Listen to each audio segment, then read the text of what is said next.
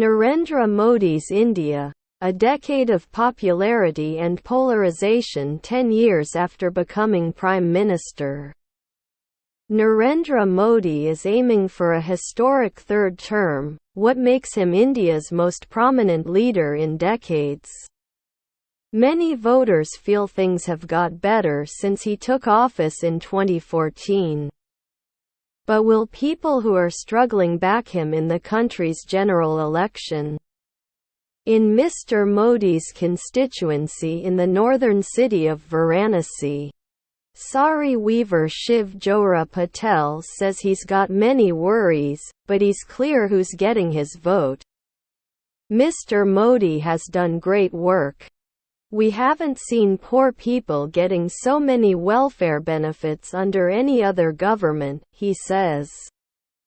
Mr. Patel says his sons can't find jobs and local middlemen have cheated him out of a federal government welfare payment, but he doesn't blame the Prime Minister. "It doesn't matter if I get what I'm owed or not, I will still vote for him," he told the BBC. Varanasi goes to the polls in the last round of voting before Results Day on 4 June. At 73, Mr. Modi remains a massively popular yet polarizing figure, both in India and abroad. Supporters claim he is a strong, efficient leader who has delivered on promises. Critics allege his government has weakened federal institutions, cracked down on dissent and press freedom, and that India's Muslim minority feels threatened under his rule. Mr. Modi has very staunch admirers and very strong critics. "Either you like him or you dislike him," says political analyst Ravindra Reshmi.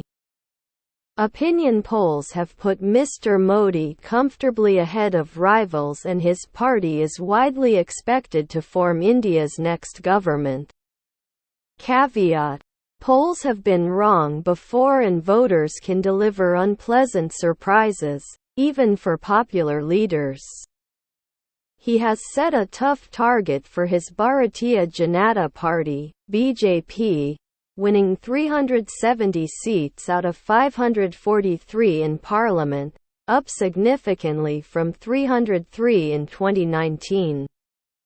This would mean not just retaining northern states the party swept last time but also gaining in traditionally tougher states for the BJP in the south. Brand Modi as he targets a supermajority. Mr. Modi is his party's biggest draw. His face can be found everywhere, plastered on bus stops, billboards and newspaper adverts, or addressing televised election rallies. When India hosted the G20 summit last year, Delhi was awash with posters of him welcoming world leaders. The event is held according to a rotating presidency. But the publicity campaign made it seem as if it was due to Mr. Modi's efforts. Mr. Modi turned it into a mega event. In many ways, he has an understanding of what an event is about and how it should be used, brand building expert Santosh Desai told the BBC earlier this year. Mr. Modi and his team have an excellent understanding of branding and narrative control. He is highly visible but rarely anywhere journalists or citizens can ask him tough questions. He has never held a press conference in India since becoming Prime Minister, while the interviews he gives are rare, and he is rarely challenged. R.K. Upadhyay, a political analyst, says to become Prime Minister, Mr. Modi had to overcome an image of him in the media, as someone who was responsible for the Gujarat riots.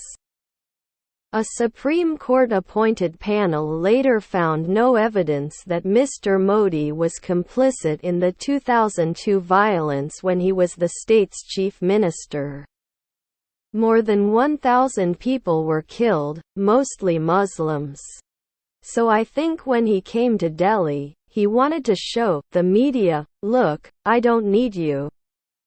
I can connect with people without you," Mr. Upadhyay says. And connect he does.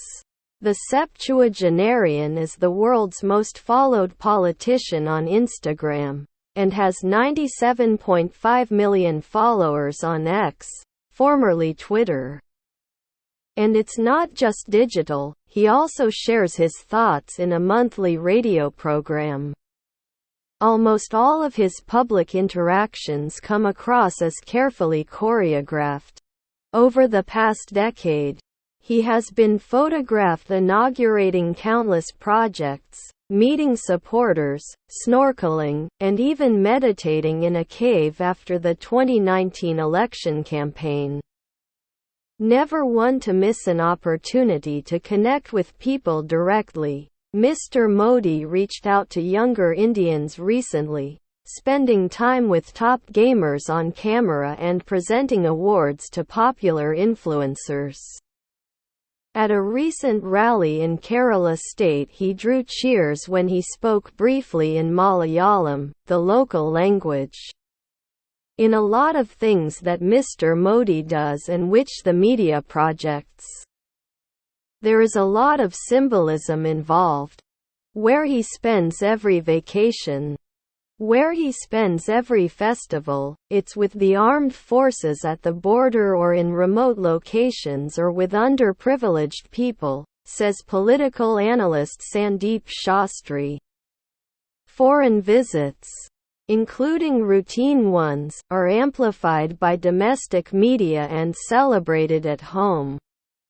He addresses huge diaspora-led rallies abroad, images of which are repeatedly played on domestic TV as evidence of his global popularity. But the visits are rarely analyzed by India's mainstream media in terms of outcomes.